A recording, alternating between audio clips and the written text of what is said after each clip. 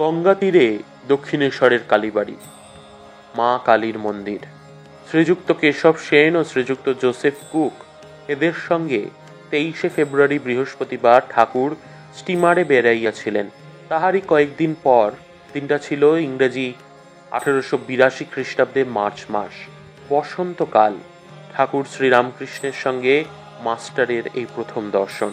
Master দেখিলেন এক ঘর লোক নিস্তব্ধ হইয়া তাহার কথামৃত পান করিতেছেন। ঠাকুর তক্তপোষে বসিয়া পূর্বাশ্ব হইয়া সহাস্য বদনে হরিকথা করিতেছেন। ভক্তেরা মেঝে বসিয়াছেন। মাস্টার দাঁড়াইয়া অবাক হইয়া দেখিতেছেন। তাহার বোধ হইল যেন সাক্ষাৎ সুখদেব ভগবত কথা কইতেছেন, তার সর্বতীর্থের সমাগম হইয়াছে। অথবা যেন শ্রী চৈতন্য পুরীক্ষেত্রের রামানন্দ স্বরূপাদি ভক্ত সঙ্গে বসিয়াছেন এবং ভগবানের নাম গুণকীর্তন করিতেছেন। ঠাকুর বলিতেছেন, যখন একবার হরি বা একবার না রাম নাম করলে রোমাঞ্চ হয়, অশ্রুপাত হয়, তখন নিশ্চয়ই যেন যে সন্ধ্যাদি কর্ম আর করতে হবে না। তখন কর্মত্যাগের অধিকার হয়েছে, কর্ম আপনা আপনি ত্যাগ হয়ে যাচ্ছে।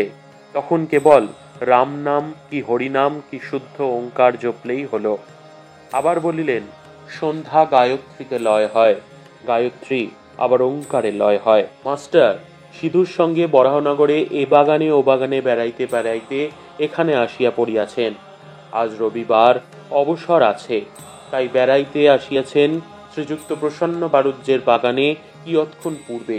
তখন সিধু বলিয়াছিলেন, গঙ্গার ধারে একটি চমৎকার বাগান আছে, সেই বাগানটি কি দেখতে যাবেন? সেখানে একজন পরমহংস আছেন। বাগানের সদর ফটক দিয়া ঢুকিয়াই মাস্টার সিধু বরাবর ঠাকুর শ্রীরামকৃষ্ণের ঘরে আসিলেন। মাস্টার অবাক হইয়া দেখিতে দেখিতে ভাবিতেছেন, আহা, কি সুন্দর স্থান, কি সুন্দর মানুষ, কি সুন্দর কথা, এখান থেকে নড়তে ইচ্ছা করছে না। কিয়ৎক্ষণ পরে মনে মনে বলিতে লাগিলেন, একবার দেখি কোথায় এসেছি, তারপর এখানে এসে বসব। সিধুর সঙ্গে ঘরের বাহিরে আসিতে না আসিতে আরতির মধুর শব্দ হইতে লাগিল। এক তালে কাঁসর ঘণ্টা খোল করতালি বাজিয়া উঠিল। বাগানের দক্ষিণ সীমান্ত হইতে নহবতের মধুর শব্দ আসিতে লাগিল। সেই শব্দ ভাগীরথী বক্ষে যেন ভ্রমণ করিতে করিতে অতি দূরে গিয়া কোথায় মিশিয়া যাইতে লাগিল। মৃদুমন্দ কুসুম গন্ধবাহী বসন্তানীল সবে জ্যোৎস্না উঠিতেছে। ঠাকুরদের আরতির যেন চতুর্দিক আয়োজন হইতেছে। মাস্টার দ্বাদশ শিব মন্দিরে, শ্রী রাধাকান্তের মন্দিরে এবং শ্রী শ্রী ভবতারিণীর মন্দিরে আরতি দর্শন করিয়া পরম প্রীতি লাভ করিলেন। সিধু বলিলেন, এটি রাসমণির দেবালয়, এখানে নিত্য সেবা হয়, অনেক অতিথি কাঙাল আসে। কথা কহিতে কহিতে ভবতারিণীর মন্দির হইতে বৃহৎ পাকা উঠোনের মধ্য দিয়ে পদচারণ করিতে করিতে দুজনে আবার ঠাকুর শ্রী রামকৃষ্ণের ঘরের সম্মুখে আসিয়া পড়িলেন এবং দেখিলেন ঘরের দ্বার দেওয়া, এইমাত্র ধুনা দেওয়া হইয়াছে। মাস্টার ইংরেজি পড়িয়াছেন, ঘরে হঠাৎ প্রবেশ করিতে পারিলেন না, তার দেশে বৃন্দে দাঁড়াইয়াছিল। জিজ্ঞাসা করিলেন, হ্যাঁ গা, সাধুটি কি এখন এর ভিতরে আছেন? বৃন্দে বলিলেন, হ্যাঁ, এই ঘরের ভেতরেই আছেন। মাস্টার বলিলেন, ইনি এখানে কতদিন আছেন? বৃন্দা বলিলেন, তা অনেক দিন আছেন। মাস্টার বললেন, আচ্ছা, ইনি কি খুব বইটই পড়েন? বৃন্দে বললেন, আর বাবা বইটই, সব ওর মুখে। মাস্টার সবে পড়াশোনা করে এসেছেন, ঠাকুর শ্রীরামকৃষ্ণ বই পড়েন না শুনে আরো অবাক হলেন। মাস্টার বললেন, আচ্ছা, ইনি বুঝি এখন সন্ধ্যা করবেন, আমরা কি ঘরের ভিতর যেতে পারি? তুমি একবার ঘরের খবর দিবে? বৃন্দে বললেন, তোমরা যাও না বাবা, গিয়ে ঘরে বসো। তখন তাহারা ঘরে প্রবেশ করিয়া দেখেন ঘরে আর অন্য কেহ নাই। ঠাকুর শ্রীরামকৃষ্ণ ঘরে একাকী তক্তপোষের উপর বসিয়া আছেন। ঘরে ধুনা দেওয়া হইয়াছে ও সমস্ত দরজা বন্ধ।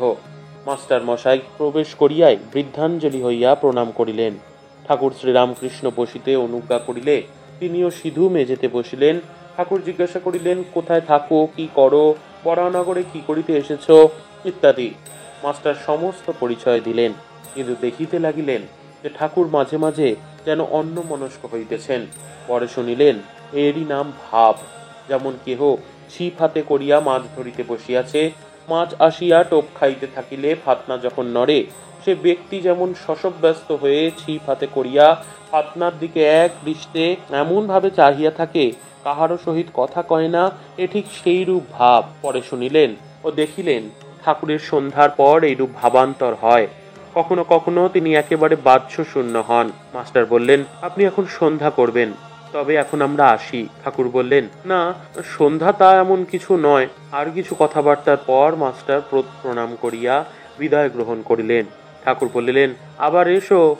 মাস্টার ফিরিবার সময় ভাবিতে লাগিলেন, এ সৌম্য কে, যাহার কাছে ফিরিয়া যাইতে ইচ্ছা করিতেছে? বই না পড়িলে কি মানুষ মহৎ হয়? কি আশ্চর্য, আবার আসিতে ইচ্ছা করিতেছে। ইনিও বলিয়াছেন, আবার এসো, কাল কি পরশু আবার সকালে আসিব।